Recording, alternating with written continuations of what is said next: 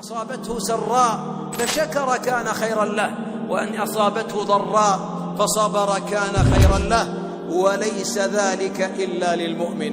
ولم يكن البلاء للمؤمن إهانة، بل هي عزة إذا صبر. ومتى يهين الإنسان نفسه؟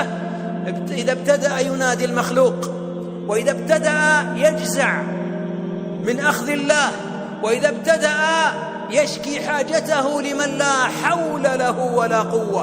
أما إذا رأيت العبد المؤمن يبتلى فلا يزداد إلا حمدا، ولا يزداد إلا شكرا، ولا يزداد إلا تعبدا، فاعلم أن الله أحبه. إذا أحب الله عبدا أصاب منه. أحسبتم ألف لام ميم أم حسبتم ألف لام ميم أحسب الناس أن يتركوا أن يقولوا آمنا وهم لا يفتنون ولقد فتنا الذين من قبلهم. أم حسبتم أن تدخلوا الجنة ولما يعلم الله الذين جاهدوا منكم ويعلم الصابرين؟ هي دار البلاء. ولذلك أحيانا لا تصل إلى أعالي الجنان إلا بالصبر. ولذلك نقول للمفجوع في نفسه، والمفجوع في ولده، والمفجوع في ماله: والله إنك لا تدري ما الحكمة في ذلك كله. لكن اعلم أن الحكمة إن غابت عنك فإن ذلك ما ليس معنى ذلك انعدامها. إذا غابت الحكمة عنك في الداء الذي رزقك 1,000,000 ثم أخذه، رزقك الولد ثم أخذه، رزقك الصحة ثم سلبها، ما يصيب المؤمن من هم ولا غم ولا وصب ولا نصب حتى الشوكة يشاكها إلا كفر الله بها من خطاياه. لذلك اعلم أن الله أرحم الراحمين، وهنا قال أرحم الراحمين، فأتت الاستجابة. تأمل الاستجابة، أتت بالتعقيب المباشر. قال الله: فاستجبنا له فكشفنا، فاء وفاء، فاستجبنا فكشفنا، مباشرة الدعاء. ولذلك عندما قال أيوب: ربي إني مسني الضر، وبين بعضا من حاله، لماذا لم يشرح؟ يعلم حالك، وإن لم يتضح مقالك، ولو لم يرتفع إلا نداء خفي، نداء يا رب، ثم لم تتحدث عن حاجتك. هو العليم بذات الصدور سبحانه، هو الذي يكشف البلوى جل وعلا، هو الذي يسمع النداء والدعاء، هو القريب المجيب.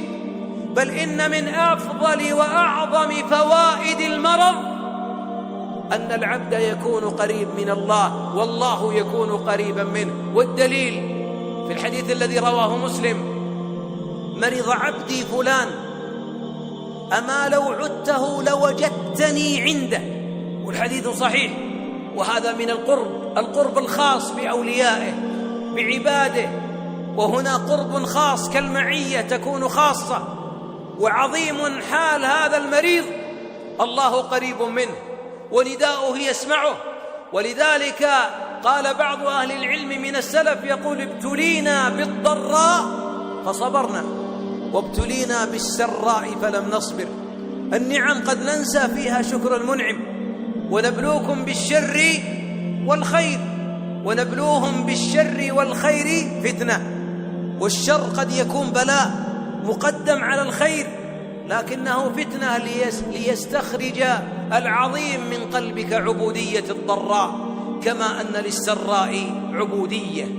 ليست أقدار الله تأتي فجأة، وليست القضايا تقضى في ساعة فتحل عليك. ما حل بك قبل أن تخلق أنت، لا، بل قبل أن تخلق السماوات والأرض ب50,000 سنة. ولهذا يقول الله جل وعلا: ما أصاب من مصيبة في الأرض ولا في أنفسكم إلا في كتاب من قبل أن نبرأها إن ذلك على الله يسير. إذن تطمئن أن الذي جرى عليك إنما هي أقدار الله. ومن تسبب في بلائك إنما خلق الله السبب، لأنه هو المسبب. ولا يستطيع الخلق أن يصيبوك بشيء إلا بشيء قد كتبه الله عليك، ولا تجزع، فلا مانع لما أعطى ولا معطي لما منع، لذا تطمئن أن هذه إرادة الله فارض بها يا عبد الله. الثالث من الأسباب أن تنظر إلى من هو أشد منك بلاء. هذا أيوب عليه الصلاة والسلام، بدن قد رحلت منه العافية، أبناء قد ماتوا جميعا، وبعضنا لما فقد ولدا واحدا أو ابنة واحدة أو ماتت زوجه ابتدأ يشتكي، وابتدأ الحزن يدب إلى قلبه، وكأنه يتسخط، وكأنه يعترض على قضاء الله. ولذلك من تسخط ومن جزع فالمسكين فله الجزع ولن يصبر، وبعضنا عند الصدمة الأولى يرحل الأجر منه، لأنه مع الليالي سلا كما تسلو البهائم، ولو صبر الصبرة عند الجزع عند الفجعة الأولى والصدمة الأولى لحاز أجورا لا حد لها، إنما يوفى الصابرون أجرهم بغير حساب. زر المستشفيات.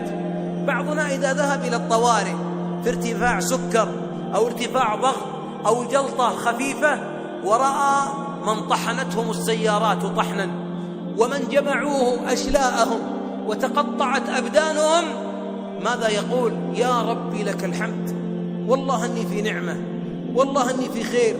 إذا رأى بعضهم إذا خرج من غرفته في المستشفى وزار مريضا بجواره ورأى الأنابيب، ورأى المغذيات، ورأى أجهزة التنفس، ورأى الإبر قد حفرت بدنه حفرا، عاد إلى سريره شاكرا ساجدا حامدا. ولذلك قارن نفسك بمن هو أعظم منك بلاء. البعض منا مكتئب لأن الطبيب أخبره بمرض من الأمراض قد دبت إليه. والله إن بعض أهل السرطان بعضهم عندما أخبروا سجدوا لله سجدة يحمدونه جل وعلا، ورفعت بلاياهم، نعم، وشفوا من السرطان، نعم. لما؟ الذي شفى أيوب من الأدواء كلها ألا يرفع هذا الداء من بدنك مهما قال الأطباء؟ ولذلك أيوب ما قال لمريض لبشر مثله إني مسني الضر، إنه دعا من بيده كشف الضر جل وعلا.